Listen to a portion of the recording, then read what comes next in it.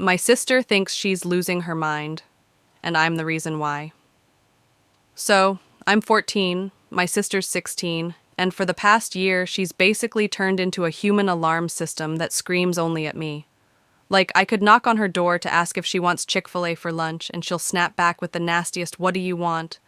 Like I'm some annoying telemarketer. Here's the thing. She doesn't do this with my parents. She doesn't even do it with her friends, just me. I'll hear her sweetly telling Mom about her day, then I show up and she's rolling her eyes, sighing like I ruined her whole life by existing. So one day, after she yelled at me for just asking if she wanted popcorn, I decided, fine. If you want to treat me like a villain, then I'll be the villain. That's when I started my little project. Once a day, I sneak into her room and move something. Not enough to make it obvious, but just enough to make her question herself. Like yesterday, I slipped her AirPods case under her pillow. The day before that, I put her phone charger inside her drawer of random hair stuff. The fun part? Watching her panic. She'll storm out of her room yelling, "Where the hell is my stuff? I just put it here!" And I'll sit there on the couch, munching Doritos like, "Weird, maybe you forgot." At first it was hilarious. She'd stomp around the house, tearing everything apart, screaming at Mom that someone must be sneaking into her room. Mom just shrugged and told her to keep her stuff organized. But the more I did it, the more intense it got. This morning she was already late for school, and suddenly she couldn't find her student ID. She tore apart her entire backpack while screaming at the top of her lungs. Dad even shouted up the stairs, "Sophie, for God's sake, calm down!" Meanwhile, her ID was sitting safely in the pocket of her jacket, where I had moved it the night before. Watching her slam doors and curse under her breath gave me this twisted satisfaction. Like, finally, I wasn't the one getting yelled at. She was yelling at herself. But here's the question I didn't expect. What if I actually push her too far? The weirdest part? Sophie only treats me like garbage. With Mom, she's all sunshine and smiles. With Dad, she jokes around. Even with random people at school, she's like Miss Perfect. But the second I walk into the room, she turns into Regina George on steroids. One night, after another screaming match over literally nothing, I think I asked if she was done with the Netflix remote, I overheard Mom say, "Honestly, maybe your sister just wants space. You do have a habit of annoying her." And that hit me. Like, seriously? She yells at me for breathing too loud, and somehow it's my fault? That's when I doubled down on my little mission. If she was going to make me feel like the family scapegoat, then I was going to play the role of chaotic gremlin to perfection. So I stepped up my game. Instead of just moving earbuds or phone chargers, I started messing with the little things that actually mattered to her daily routine. I shifted her makeup brushes into different drawers. I swapped the order of the notebooks on her desk. I even started turning the brightness on her laptop down one notch each night before she went to bed. The results? Pure chaos. Last Friday morning, she screamed at Dad because she couldn't find her car keys. She swore she left them on her nightstand, but they were actually tucked into the pocket of her winter coat in the closet, courtesy of yours truly. She was so late for school that Dad had to drive her, and she sat there fuming in the passenger seat, glaring at me through the window like she could burn a hole through my forehead. But here's where it gets interesting. That night, I overheard her on the phone with her best friend. I swear, I think I'm losing it. Like, stuff just isn't where I put it anymore. Either I'm going crazy, or someone's messing with me. Her friend laughed and said, "Girl, maybe you need to chill. Stress makes people forget things." But Sophie didn't laugh. She sounded scared.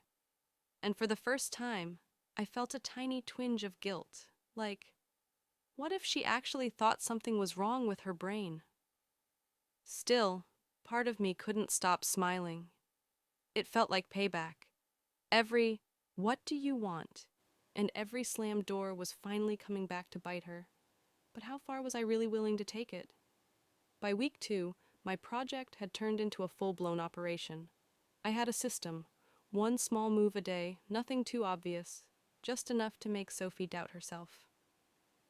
Monday, I switched her favorite lip gloss into a different drawer. Tuesday, I slipped her math homework under her bed. Wednesday, I unplugged her laptop charger just enough so it looked plugged in, but wasn't. By Thursday morning, the meltdown was glorious.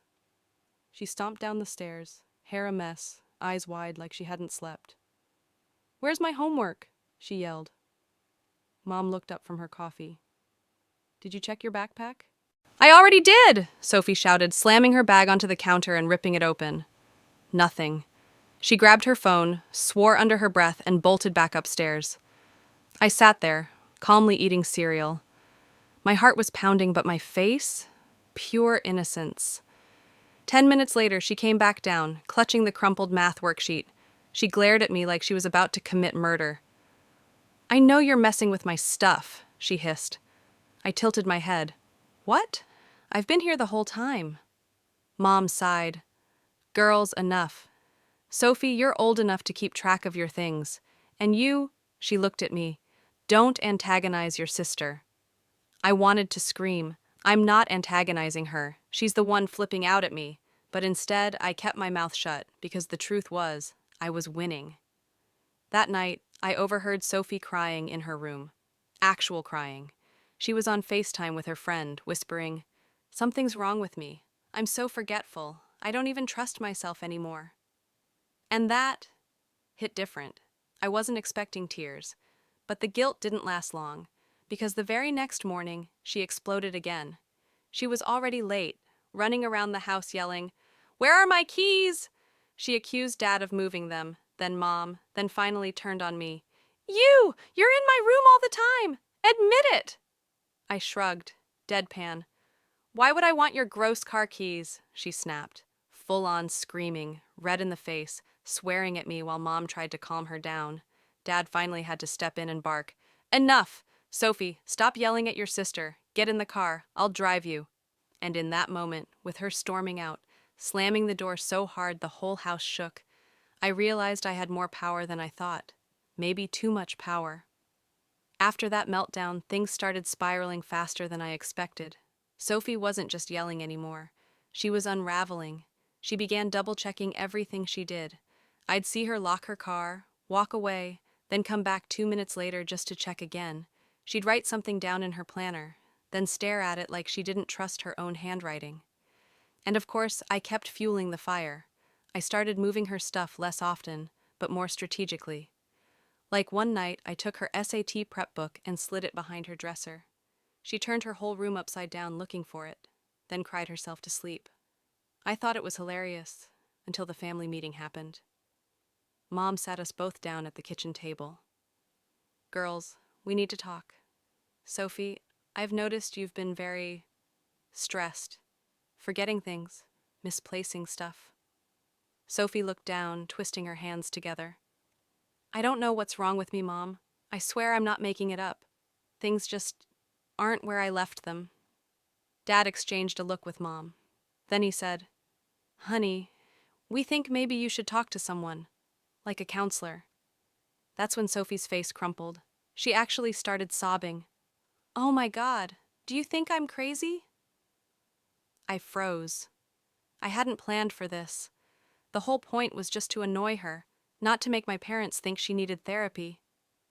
Later that night, I walked past her room and heard her whispering to herself, "Maybe I'm losing my mind. Maybe something's wrong with me." For the first time, I didn't feel smug. I felt kind of scared. What if I was breaking her? But then guilt clashed with this tiny thrill of power, because the next morning she tried to confront me again. "I know it's you," she said, standing in the doorway of my room, eyes bloodshot from crying. "You're the only one who hates me enough to do this." And I swear, something in me snapped back into gremlin mode. I smirked and said, "Or maybe you're just losing it." Her jaw dropped. She stormed off, slamming her door so hard the picture frames rattled. That moment should have scared me. Instead, I laughed. Because now she wasn't just mad, she was doubting her own reality. And that was addictive. The therapist thing happened fast. By Monday, Mom had a referral and Sophie had an appointment after school. She left the house quiet, almost dazed, like her brain was walking through fog. I watched from the window feeling weird. This wasn't supposed to go that far. When they came back, Sophie didn't slam any doors. She just went straight to her room and lay on the bed, staring at the ceiling. Mom found me lurking in the hallway and said carefully, "Don't hover. Give her space." That night, we had what Dad dramatically called a family reset. He pulled out some handout the counselor gave them about communication patterns and read out loud criticism, contempt, defensiveness, stonewalling, the four horsemen of a relationship apocalypse. He looked at both of us like a disappointed principal. "We're not doing this in this house." I wanted to say, "We've already been doing this for a year. Where have you been?" But I kept quiet. Later, while I was filling my water bottle in the kitchen, I heard voices floating down the stairs. Mom's soft, tired. Sophie's shaky. "I feel like I'm failing at everything," Sophie said. "Every day is this checklist, grades, SAT, driving, college tours, and I have to be fine or else. I hold it together with you and Dad, but then her voice wobbled. She walks in and I just snap, because it's safe to snap at her. Safe. Something twisted in my chest. I peeked up and saw Mom hug her. Sophie whispered, "I don't want to be a monster. I actually love her, but I'm so angry all the time." For the first time, I saw something besides the scary, yelling version of her. I saw a person who was drowning. Guilt punched me in the stomach. I thought about the SAT book behind the dresser, the keys in the coat, the ID in the jacket pocket. Every little win suddenly looked petty and small next to that word, drowning. That should have been the end. I should have stopped, maybe even talked to her. But part of my brain, the gremlin part, kept whispering, one last move, a finale, tie it with a bow, and then quit. A comment I'd once read online popped into my head like a bad idea wearing a party hat. Do it for a couple weeks and finish with a note made of magazine clippings. It was ridiculous and theatrical, perfect for closure. I pictured sliding a cheesy ransom-style note under her door. "You're not crazy." I was. I gathered old magazines from the garage and started cutting, letters piled like confetti. My heart pounded, not from meanness, but from the thrill of making an ending. I'd give her the note, watch her realize she wasn't broken, just pranked, and then we could, I don't know, press reset? At midnight, hallway dark, house quiet, I crept toward her door holding the Frankenstein letter in my shaky hands. Her doorknob clicked. The door swung open and Sophie stepped out fast, nearly colliding with me. The letter flew. Magazine letters rained across the carpet in a confetti explosion. Not crazy. I was sorry. It was me. We froze. For a split second, no one breathed. Then her eyes snapped from the floor to my face and she let out this laugh that wasn't a laugh at all. It was shock cracking into fury.